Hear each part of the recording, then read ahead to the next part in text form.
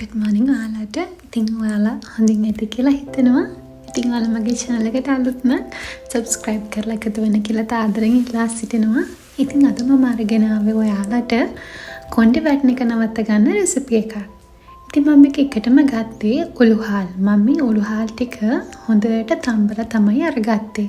මෙතන තියෙන්නේ උළුහාල් මේස හැන්දක් විතරයි. ඉතින් මම මේක හොඳට වතුර කප් එකක දාලා හොඳට තම්බලා අරගත්තේ. හැබැයි වල තම්බනකොට මද ගින්නේ තමයි තම්බන්න ඕනේ. ඉතින් මම දැන් මේක අරගෙන හොඳට පෙරලා අර ගන්නවා කිසිම කෑල්ලක් අපේ කොණ්ඩෙට යන්නේ නැති වෙන්න.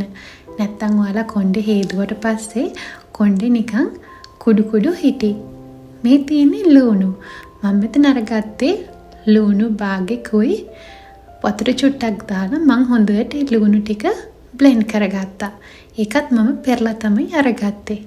මේ තියෙන්නේ මුරුංගා කොළයි කරපිංචා කොළයි දාලා මම blend කරලා. ඉතින් මතක තියාගන්න මේ ඔක්කොම හොඳට පෙරලා ගන්න නැත්නම් රොඩු වගේ කොණ්ඩේ රැඳිලා තියෙයි කොච්චර හේදුවත්. ඉතින් මේකෙන් ඔයාට පළවෙනි පාරම වලට දැක් ගන්න පුළුවන් කොණ්ඩේ ලොකු වෙනසක් කොණ්ඩේ වැටෙන එකේ.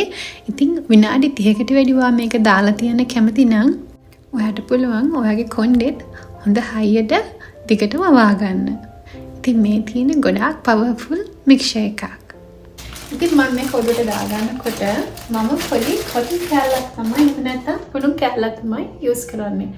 මේ තියෙන මගේ ෆේස් කොටන් මම මේකේ පොංගොල තමයි මගේ ඔළුවට දාගන්නේ. හරිම සරයි ස්මෙල් එක පුදුම සරක් තියෙන්නේ.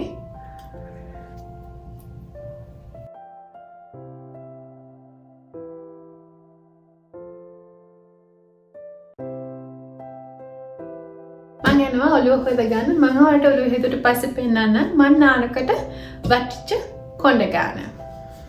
ඉතින් මම මේ වීඩියෝ කරන්න අප ගමන්ම නෙමෙයි මට ඔෆිස් එකට යන්න ඕන. ඉතින් මම ගිහිල්ලා ආවිල්ලා තමයි මේ වීඩියෝ කරන්නේ. ඉතින් දැන් ඔයාලට පේනවා ඇති මම මේ සයිඩ් එකෙන් දාන එක මේ තමයි මම නානකොට ඒ වගේම කන්ඩිෂනර් කරාට පස්සේ ෂැම්පු කරාට පස්සේ වටින කොණ්ඩ ගස් ටික. ඉතින් ඔයාලා දන්නවා ඇති කොණ්ඩ ගස් 10ක් 15ක් කියන එක ගොඩක් normal. නමුත් කොණ්ඩ ගස් 100කට එහා වටනවා නම් ඔයාලා ගොඩක් කෑ කරන්න. මොකද කොණ්ඩ ගස් 100කට එහා කියන්නේ අපිට ඇඟ ඇතුලේ ප්‍රශ්නයක් තියෙනවා. එක්ක ඔයා අධික ස්ට්‍රෙස් එකේ ඉන්නවා. එහෙම නැත්නම් ඔයාට හෝමෝනල් ඉම්බැලන්ස් එකක් තියෙනවා. නිසා අනිවාර්යෙන් ඔයාලට පුළුවන් නම් කොණ්ඩ ගස් ටික වටන ඔක්කොම එකතු කරලා ගණන් කරලා බලන්න කොච්චරක් ඔයාගේ කොණ්ඩේ වටනවද කියලා.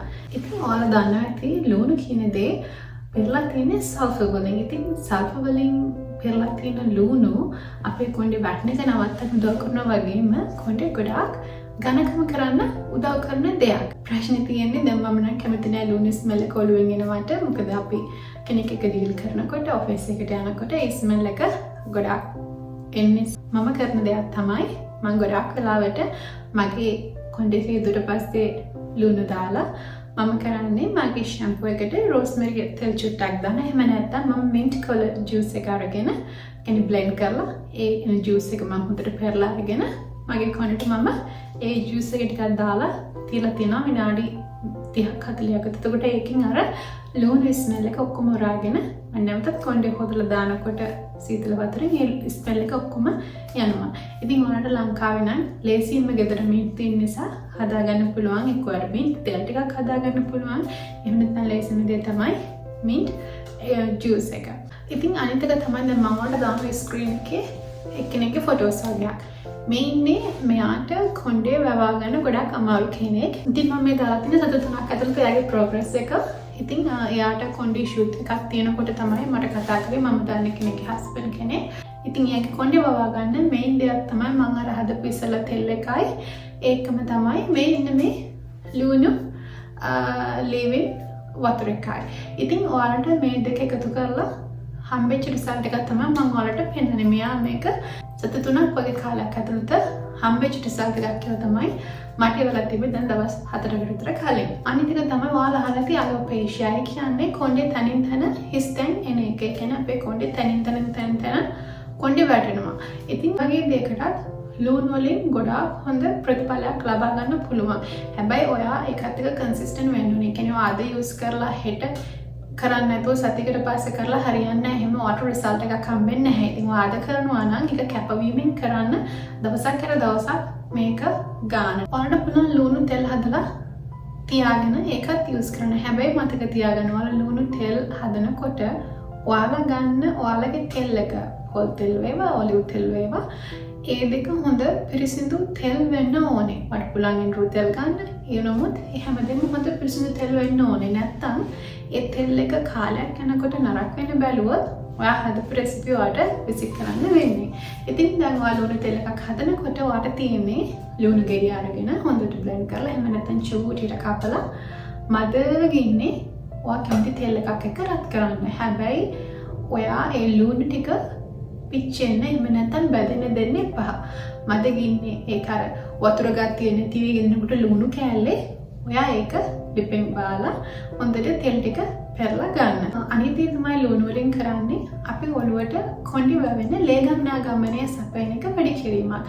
ඉතින් ගොඩක් අපේ කොණ්ඩේ තැනින් තැන කොණ්ඩේ වැවෙන්නේ නැත්නම් එහෙම නැත්නම් තැනින් තැන කොණ්ඩේ වැටෙනවා නම් ඒ කියන්නේ අපේ ඔළුවට ලේගම්නාගමනය දෙන්නේ ගොඩක් වෙලාවට නතර වෙලා තියෙන්නේ. ලුණු වල තියෙන කම්පවුන්ඩ්ස් වලින් අපේ ඔළුවේ ලේගම්නාගමනය ගොඩක් වැඩි කරනවා. එතකොට වෙන්නේ අපි අර කොණ්ඩේ වැටෙන එක නැවතිලා කොණ්ඩේ වමන එක වැඩිවීමක්. ඉතින් ඒක ගැන කතා කරන ගමන් මම අදට යනවා. ඉතින් මාත් එක්ක රැඳී සිටිනවට ගොඩාක් ස්තුතියි. මම සබ්ස්ක්‍රයිබ් කරලා නැත්නම් සබ්ස්ක්‍රයිබ් කරන්න කියලා ආදරෙන් ඉල්ලා සිටිනවා. එහෙනම් ඉතින් අලුත් වීඩියෝ හම්බෙන්න තුරු ඔයාලටම සුබ දවසක්.